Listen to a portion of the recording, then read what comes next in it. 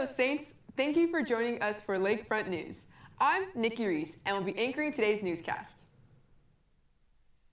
Strong wind swept through the Texas Panhandle, killing at least 3 people. Dust clouds covered the sky, causing low visibility and dangerous driving conditions. And in San Antonio, Texas, multiple fires have broken out. In Canyon, Texas, multiple injuries were reported after an incident involving about 30 vehicles on Interstate 27. The wind also exacerbated grass fires and caused some damage. A firefighter is recovering after being injured while battling the crabapple fire in Gaspile County. The fire has burned thousands of acres, with shifting winds igniting new flames. A limb fell on Fredericksburg firefighter. He was also treated and released. Resident Stephen Moore saw the fire take over his property through his hunting camera while he was away. Fredericksburg fireman was working the fire. Limb actually fell on him, and thankfully he was transported to a hospital, treated, and released.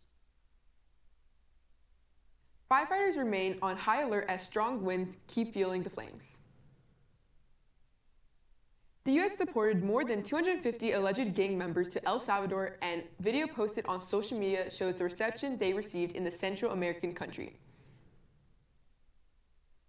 Salvadorian officials said the detainees included 230 Venezuelans who were members of the Tren de Aragua gang, as well as 23 members of MS-13. President Trump said on social media, "These are the monsters ENT into our country by crooked Joe Biden and the radical left Democrat. How dare they?" He later thanked the El Salvador President Nayib Bukele on his post. The Trump administration is asking the U.S. Supreme Court to allow his executive order ending birthright citizenship to take effect while legal challenges play out. Trump issued the order on his first day in office in January. Lower courts then imposed nationwide injunctions against it. In a series of emergency appeals, the Trump administration argued the lower courts went too far with injunctions to block the policy. It wants the Supreme Court to limit the impact of the lower court pauses. A fringe legal theory leans on the phrase in the 14th Amendment that gives the citizenship benefit to people subject to the jurisdiction of the United States. The appeal challenged immigrants in the U.S. illegally, arguing they are subject to the jurisdiction of their native homeland. The Supreme Court on March 14th ordered the groups challenging the president's executive order to respond by April 4th. March is usually known for its madness, but also shared with the superheroes that keep athletes taped up and healthy. It's National Athletic Trainers Month, a time to recognize the hard work and dedication of athletic trainers who keep the athletes safe, healthy, and performing at their best. All the way from high school sports up to professional leagues, they play a valuable role. These medical professionals are usually the first responders when it comes to an athlete getting hurt. With this year's National Athletic Trainer Month theme being "There's an Ant for That," highlighting the many ways athletic trainers contribute beyond sports. We spoke to one Olu athletic trainer who said their job to ensure athletes stay healthy and return to play safely is not just about injuries. We also focus on the injury prevention, rehab, and even mental health. So next time you see an athletic trainer on the sidelines or in training room, take a moment to thank them for their hard work. Olu is excited to announce the grand opening of the Graduate Student Center. The new center is going to be a dedicated space designed to support the academic and professional success of graduate students. The grand opening will be on Wednesday, March 26th from 5:30 to 7:30, and the Olu Seal Tent Fulls Library. Make sure to RSVP for the event so that you can connect with the graduate team support. Our Lady of the Lake University is proud to announce the student's name for the Dean's List for the spring semester. The Dean's List honors outstanding academic achievement among the undergraduate students. This distinction is awarded to students who earned a grade point average GPA of 3.5 or higher for the semester. These students represent the very best of Olu's academic community. Students on the Dean's List have shown a remarkable ability to balance their academic responsibility.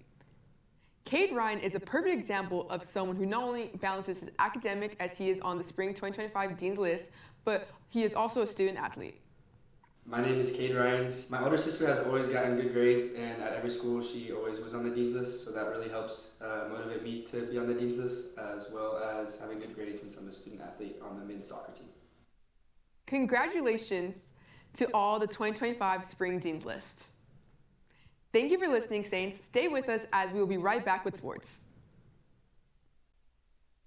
Hello, Saints. I'm Joaquin Lopez, bringing you this week's sports news. Olu women's soccer is gearing up and preparing for their conference season. The team has been hard at work with weightlifting, conditioning, and game-like practices. On March 1st, the team went to Trinity University and competed against TAMUSA and Trinity. They tied Trinity 0-0 and then beat TAMUSA 4-0. Senior and captain London Suarez shares her hopes for the upcoming games. Obviously, big goal is to win everything, outcompete every team we go against, but small goal is just to be 1% better every day. Just kind of sharpening the things that make us on our team, make us have an idea. The team is hosting two teams on March 29th in a round-robin tournament of games. Times are still to be determined, but to stay up to date, you can visit Olu Saints Athletic online or on their social media. Go out and support, and good luck to our women's soccer team. The Adelaide Lake University softball team will be playing on March 28th. The Saints will be playing on Friday, February 7th at 12 p.m. to 2 p.m. They will be going against Texas College and will be playing at Texas College in Tyler, Texas. Let's wish our Saints the best and hope to bring home a win. The Olu's men's and women's tennis teams are in New Orleans for their conference matchups. Here are a look at how the men's team did in their first game. The Olu's men's tennis team kicked off with a strong performance, securing the doubles points, but it got tight as numbers 1 and 2 singles players both lost their matches. Number 3, Americ Bruno, came through with a win, tying it up at 2-2, while line 6 lost, lines 4 and 3 pulled through, securing the win. The teams will continue to play their tournament and wish them all the best. March Madness kicks off. The first round of men's and women's tournaments get underway. It's something that's never been done before, according to the NCAA, picking a perfect bracket. Think you can bust that statistic off this year? The odds of picking all 64 teams correctly is 1 in over 9.2 quintillion. But if you know a little about basketball, your odds are better than about 1 in 120.2 billion, according to the NCAA. Despite those despicable odds, the NCAA says 6 to 100 million brackets are filled out every year, and typically they're free, so anyone can do it, making it even more fun to participate. Lori Kalani, DraftKings Chief's responsible gaming officer, that is one of the busiest times of the year for betting. The underdogs who will win the games, it's the unknown, it's the pace of the games, it's a action-packed 3 weeks. The American Gaming Association estimates Americans will legally wager $3.1 billion on the men's and women's college basketball tournaments this year. That's up from $2.7 billion last year. It's the time of the year where buzzer beaters, brackets busting, upsets, and unforgettable moments take center stage. The NCAA has officially announced the bracket for the upcoming men's basketball tournament, and the stage is set for another thrilling chapter in college hoops history. In a field of 68 teams, Auburn has earned the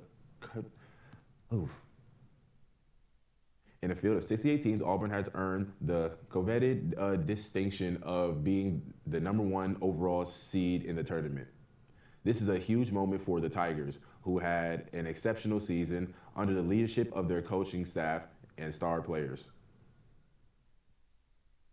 The madness begins soon, with the first 4 games kicking off on Wednesday, followed by the start of the first round on Friday. The road to the Final Four is about to take shape, and with so many talented teams, it's anyone's guess who will come up on top. Get ready for an unforgettable March because the tournament is just getting started. Texas A&M took on Yale in the first round of the NCAA tournament, and the Aggies showed why they're the 4th seed. Wade Taylor, the 5th, led the Aggies, driving to the basket and setting his team up. Yale's John kept the Bulldogs in it with tough shots, but the Aggies controlled the game. Taylor, the 5th, sealed it with a three-pointer, and Texas A&M won 80-71 to advance. The Aggies move on to the second round while Yale heads home after a hard-fought season.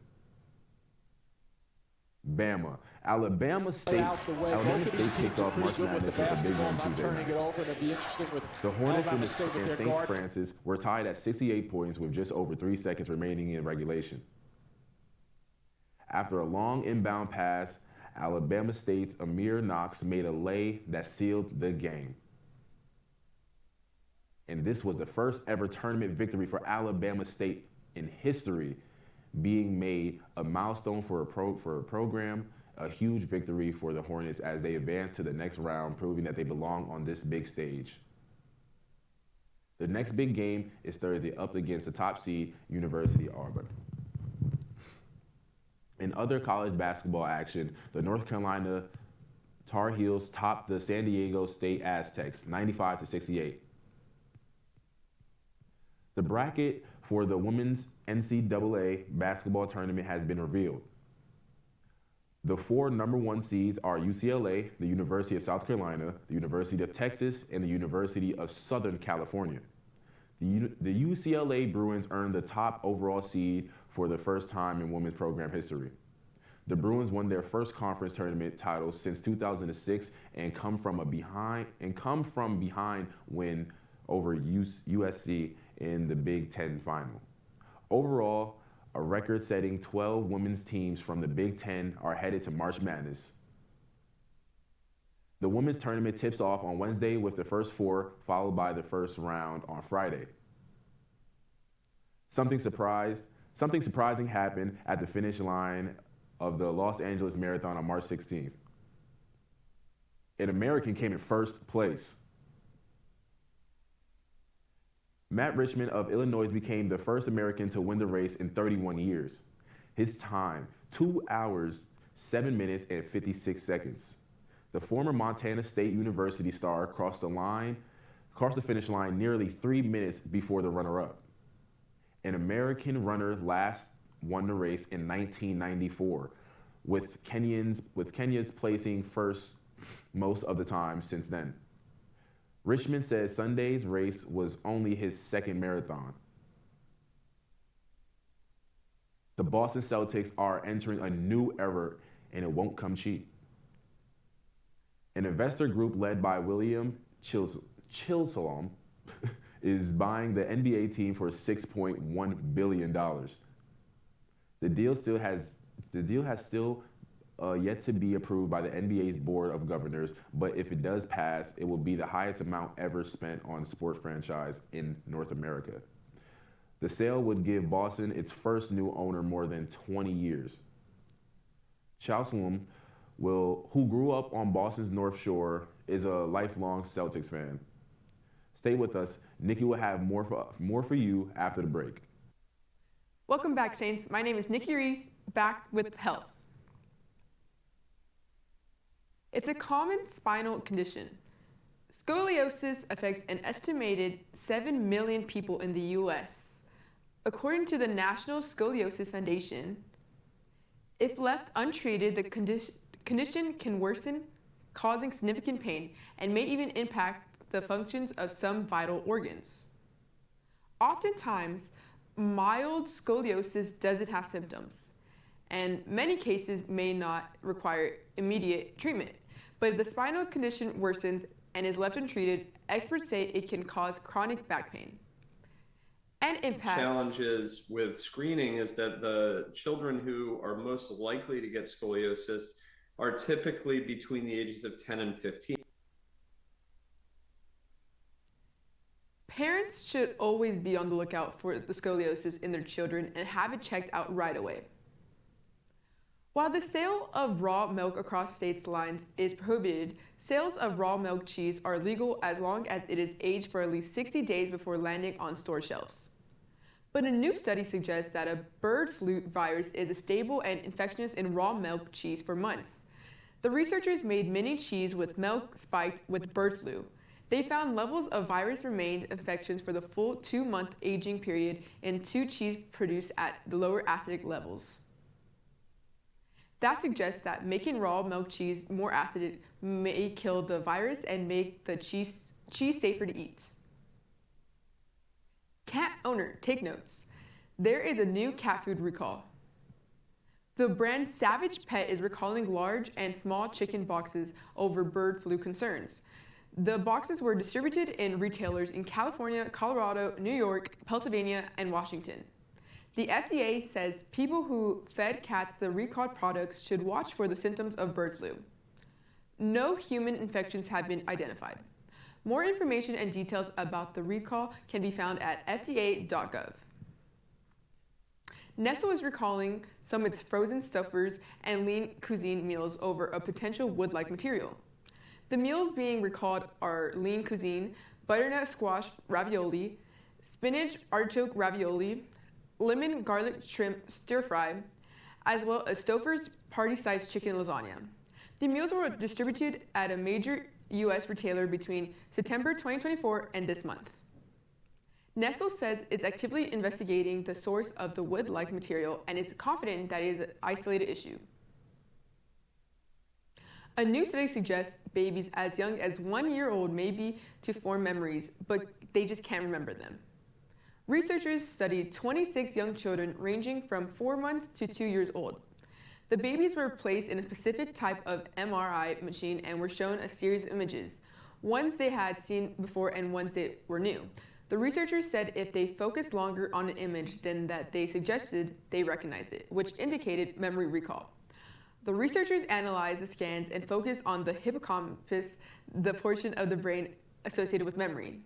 They found the hippocampus was more active, and memory encoding seemed to be stronger in babies more than 12 months old. The researchers are now working to test why the brain is unable to retrieve those early memories in life. Experts say acts of kindness may make you happier than a higher salary. The World Happiness Report is released each year on the International Day of Happiness. It's a global analysis on happiness and well-being. This year's report paid special attention to acts of violence and people's expectations of their communities. We're talking about acts like donating money, volunteering, and doing a nice thing for a stranger. The data suggests 70% of the world's population did at least one kind thing in the last month. An expert with Gallup said acts of generosity predict happiness even more than earning a higher salary. Welcome back, Saints. My name is Nikki Reese with sports anchor Joaquin Lopez. Cute, fashion, popular, trendy store goes to bankrupt? Yep, that is right. Forever 21 has filed for bankruptcy again.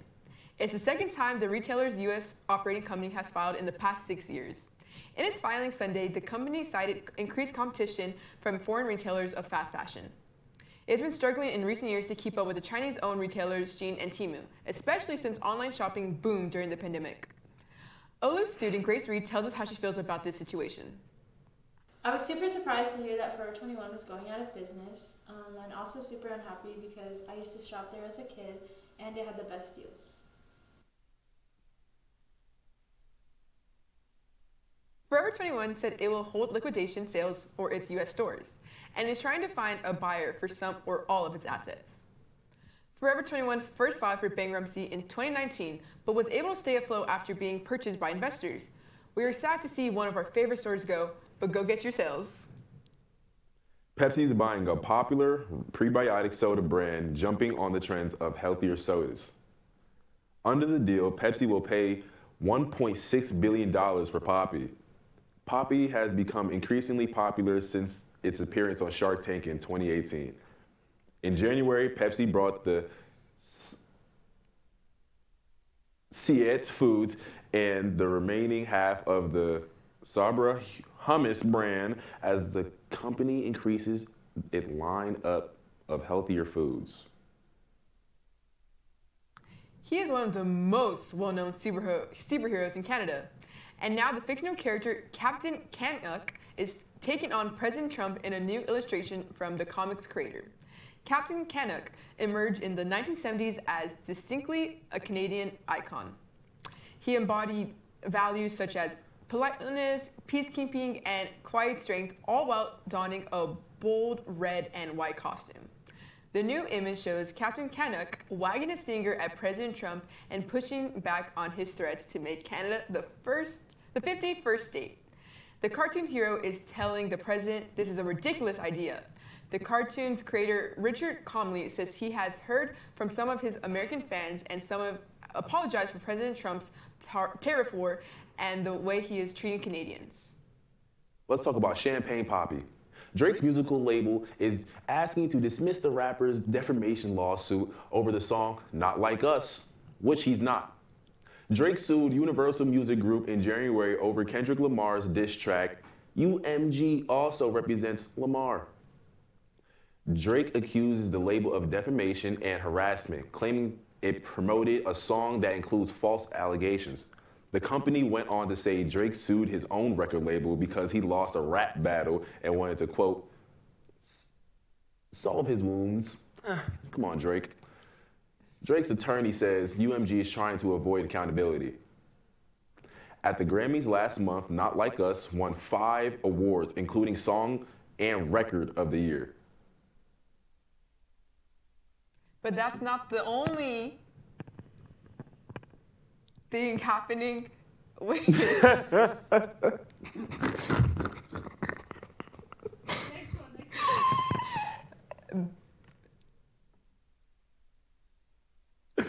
Ben & Jerry says its parent company Unilever breached its Whoa.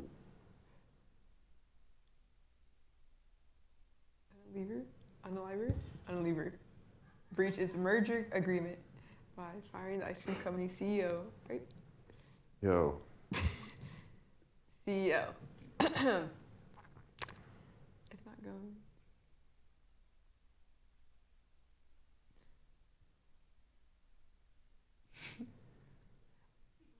According to Ben & Jerry's, its chief executive was ousted without the board's approval after making a public comments on progressive issues.